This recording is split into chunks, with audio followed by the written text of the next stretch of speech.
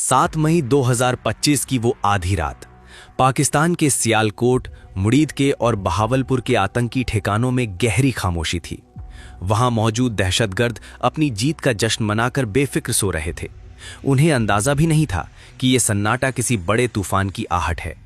ठीक रात के 1:05 पर आसमान में एक ऐसी गूंज उठी जिसने पाकिस्तान के डिफेंस रडार को अंधा कर दिया। ये कोई मामूली गर्जना नहीं थी, ये भारत के उस सब्र के टूटने की आवाज थी जिसने दशकों से आतंक के जख्म सहे थे। इस पूरी कहानी की जड़ें 22 अप्रैल की उस दोपहर में छिपी हैं। 22 अप्रैल 2025 की वो दोपहर पहलगाम की खूबसूरत बैसरण घाटी के लिए किसी कयामत से कम नहीं थी। आसमान साफ था, लेकिन फिजाओं में अचानक दहशत की गूंज सुनाई देने लगी। लश्कर तैयबा के फ्रंट ग्रुप टीआरएफ के 5 से 6 आतंकियों ने वहां मौजूद निहत्थे लोगों को घेर लिया था। वे किसी संपत्ति या इलाके के लिए नहीं आए थे, बल्कि वे लोगों की पहचान ढूंढ रहे थे। उन्होंने एक एक कर लोगों को रोका और उनका धर्म पूछना शुरू किया। जिसने खुद को हिंदू बताया, उसे तुरंत गोलियों से भून दिया गया। बर्बरता की हद तो तब हो गई जब पुरुषों से अपनी धार्मिक पहचान साबित करने के लिए कलमा पढ़ने को कहा गया। जो नाकाम रहे, उन्हें वहीं बेरहमी से मौत के घाट उतार दिया गया। उस दिन धर्म के नाम पर 26 बेगुनाह जिंदगियां खत्म कर दी गईं। यह हमला सिर्फ कश्मीर पर नहीं, बल्कि भारत की सहन शक्ति की आखिरी सीमा पर था। पाकिस्तान ने इसे हमेशा की तरह फ्रीडम फाइटर का नाम दिया, लेकिन भारत इस बार सिर्फ बयानों से जवाब देने के मूड में नहीं था। भारत के भीतर एक शांत लेकिन भयानक तूफान जन्म ले रहा था, जिसे जल्द ही दुनिया ऑपरेशन सिंदूर के नाम से जानने वाली थी। पहलगाम के उस खौफनाक मंजर के बाद भारत ने अपनी रणनीति बदल दी थी। अब युद्ध सिर्फ सीमा पर नहीं, बल्कि कूटनीति की बंद फाइलों में भी शुरू हो चुका था। भारत सरकार ने वो कदम उठाया जिसकी कल्पना पाकिस्तान ने कभी नहीं की थी। इंडस वाटर ट्रीटी यानी सिंधु जल संधि को सस्पेंड कर दिया गया। पाकिस्तान की 80% कृषि योग्य जमीन इन्हीं नदियों के पानी पर निर्भर है, जो वहां की लाइफलाइन मानी जाती है। भारत के पास अब ये ताकत थी कि वो बिना किसी चेतावनी के पानी रोक दे या एक साथ छोड़ दे, जिससे पाकिस्तान में सूखे या बाढ़ की स्थिति पैदा हो सके। इसके साथ ही अटारी चेक पोस्ट बंद कर दी गई, वीज़ा रद्द किए गए और पाकिस्तान के सेलिब्रिटीज से लेकर सरकारी सोशल मीडिया अकाउंट्स तक को भारत में बैन कर दिया गया। ओटीटी प्लेटफॉर्म्स से पाकिस्तानी फिल्मों और गानों को हटा दिया गया। भारत पाकिस्तान को पूरी दुनिया से अलग थलग कर देना चाहता था, ताकि उसे पता चले कि आतंक की कीमत क्या होती है। लेकिन ये तो सिर्फ शुरुआत थी। पर्दे के पीछे एक बहुत बड़ा सैन्य ऑपरेशन आकार ले रहा था। 19 अप्रैल को दिल्ली के सत्ता के गलियारों में एक बेहद गोपनीय और उच्च स्तरीय बैठक हुई। इस कमरे में प्रधानमंत्री नरेंद्र मोदी, रक्षा मंत्री राजनाथ सिंह, एनएसए अजीत डोभाल और तीनों सेनाओं के प्रमुख मौजूद थे। प्रधानमंत्री का संदेश साफ था, आतंकवाद को जड़ से खत्म करने के लिए सेना को जो जरूरी लगे वो करे। उन्हें पूरी छूट दे दी गई। खुफिया एजेंसियां रॉ और एनएटीआरओ 24 घंटे काम पर लग गईं। उनका काम था उन ठिकानों की सटीक लोकेशन ढूंढना जहां से भारत के खिलाफ जहर उगला जा रहा था। बहुत कम समय में इन एजेंसियों ने 21 आतंकी ठिकानों की रियल टाइम जानकारी जुटाई। इनमें से 9 सबसे खतरनाक ठिकानों को चुना गया। यही वो जगहें थीं जहां से पुलवामा, 26/11 और पहलगाम जैसे हमलों की साजिश रची गई थी। एनएसए अजीत डोभाल ने 5 मई तक इस पूरे ऑपरेशन का ब्लूप्रिंट तैयार कर लिया और प्रधानमंत्री से मंजूरी ली। इस मिशन को नाम दिया गया ऑपरेशन सिंदूर। ये नाम उन महिलाओं के सम्मान और इंसाफ का प्रतीक था जिनका सुहाग पहलगाम के आतंकियों ने उजाड़ा था। ऑपरेशन की रात करीब आ रही थी और भारतीय वायुसेना के सबसे घातक शिकारी रफाल, मिराज और सुखोई MKI पूरी तरह तैयार थे। इन विमानों को ऐसी मिसाइलों से लैस किया गया था जो सैकड़ों किलोमीटर दूर से ही दुश्मन के परखच्चे उड़ा सकें। इनमें 550 किलोमीटर रेंज वाली scalp cruise missile, supersonic BrahMos और फ्रांस की तकनीक से बने हैमर बम शामिल थे। तैयारी इतनी सटीक थी कि रफाल और मिराज को हमला करना था, जबकि सुखोई को हवाई सुरक्षा का कवच देना था। इस दौरान कामिकाजी ड्रोन्स लगातार दुश्मन की सीमा में घुसकर पल पल की जानकारी भेज रहे थे। भारतीय नौसेना और थर सेना को भी स्टैंड बाय पर रखा गया था, ताकि अगर पाकिस्तान कोई भी जवाबी हरकत करे तो उसे तुरंत कुचला जा सके। 6 और 7 मई की वो दरमियानी रात इतिहास के पन्नों में दर्ज होने वाली थी। रात के 1 बज रहे थे।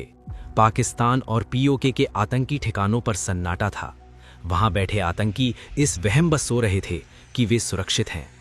तभी रात के अंधेरे को चीरती हुई भारतीय मिसाइलें अपने लक्ष्यों की ओर बढ़ीं। सबसे पहला प्रहार मुजफ्फराबाद के सवाई नाला ट्रेनिंग कैंप पर हुआ। ये वही अड्डा था जहां आतंकियों को ट्रेनिंग देकर पहलगाम भेजा गया था। कुछ ही सेकंड में वो पूरा कैंप आग के गोले में तब्दील हो गया। धमाकों की गूंज ने आसमान हिला दिया और जो आतंकी बचने की कोशिश कर रहे थे वे मलबे में ही दफन हो गए।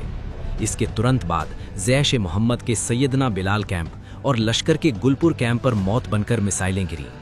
ये वो जगहें थीं जहां फिदाइन तैयार किए जाते थे। भारत का गुस्सा अब आसमान से बरस रहा था।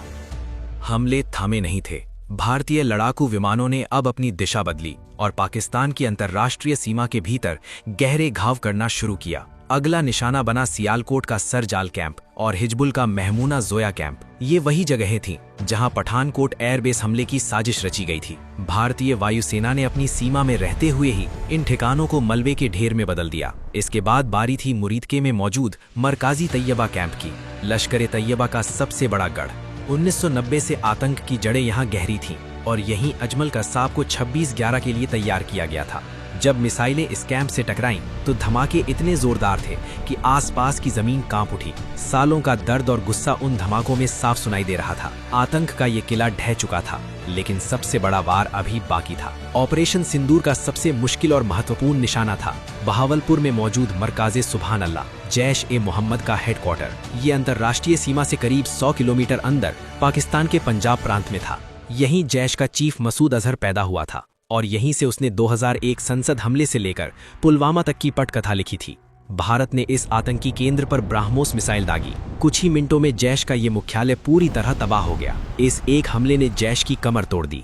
मसूद अजहर का भाई अब्दुल रऊफ अजहर और उसके कई करीबी कमांडर इस हमले में मारे गए। रात 1:05 पर शुरू हुआ ये तांडव सिर्फ 25 मिनट चला। 25 मिनट, 9 ठिकाने और 100 से ज्यादा आतंकियों का खात्मा।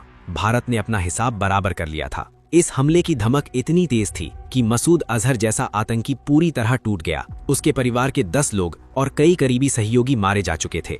वो इतना लाचार महसूस कर रहा था कि उसने ये तक कह दिया कि काश वो भी इस हमले में मारा गया होता। विडंबना देखिए, इस हमले से महज 3 घंटे पहले पाकिस्तानी वायुसेना ने सोशल मीडिया पर शेखी बघाड़ते हुए लिखा था, शांति से सो जाओ क्योंकि PAF जाग रही है।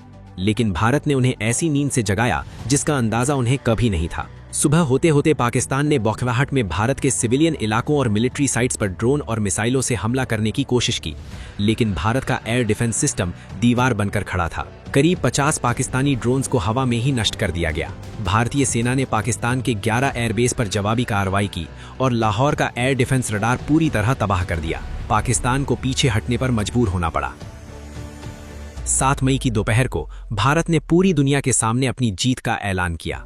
एक प्रेस कॉन्फ्रेंस आयोजित की गई जिसमें फॉरेन सेक्रेटरी विक्रम मिस्री के साथ भारतीय वायुसेना की विंग कमांडर व्योमिका सिंह और भारतीय सेना की कर्नल सोफिया कुरैशी मौजूद थीं। ये चयन महज संयोग नहीं था, बल्कि एक कड़ा संदेश था। पहलगाम में जिन आतंकियों ने महिलाओं के सुहाग उजाड़े थे और उन्हें धमकाया था, उन्हें जवाब देने के लिए भारत ने अपनी 2 जाबाज महिला अधिकारियों को सामने रखा। उन्होंने लाइव वीडियो सबूतों के साथ दुनिया को दिखाया कि कैसे भारत ने बिना अपनी सीमा लांघे आतंक के अड्डों को धूल में मिला दिया। इस बार भारत एकजुट था। सत्ता पक्ष से लेकर विपक्ष तक हर कोई अपनी सेना के पीछे खड़ा था। दुनिया के बड़े देशों ने भी भारत की इस कार्रवाई को आतंकवाद के खिलाफ एक जरूरी कदम माना। ऑपरेशन सिंदूर सिर्फ एक सैन्य कार्रवाई नहीं थी, ये नए भारत की बदलती हुई पहचान थी। भारत ने साबित कर दिया कि वो अब सिर्फ आंसू बहाने वाला देश नहीं है, बल्कि वो घर में घुसकर हिसाब चुकता करना जानता है। पाकिस्तान ने कोशिश तो बहुत की, LOC पर गोलीबारी करके मासूमों की जान लेने की, जिसमें लांस नायक दिनेश कुमार शहीद हुए, लेकिन उसकी हर बड़ी साजिश नाकाम रही। भारत ने स्पष्ट कर दिया कि उसकी सुरक्षा के साथ कोई समझौता नहीं होगा। इस ऑपरेशन ने उन सभी के मन में एक बात साफ कर दी कि जो भारत को धर्म के नाम पर बांटना चाहते हैं या मासूमों का खून बहाना चाहते हैं, उनका अंत अब निश्चित है। जब तक आतंक की सोच जिंदा रहेगी, ऑपरेशन सिंदूर जैसे प्रहार भारत की अखंडता की रक्षा करते रहेंगे। भारत ने चुप रहकर सहना छोड़ दिया है।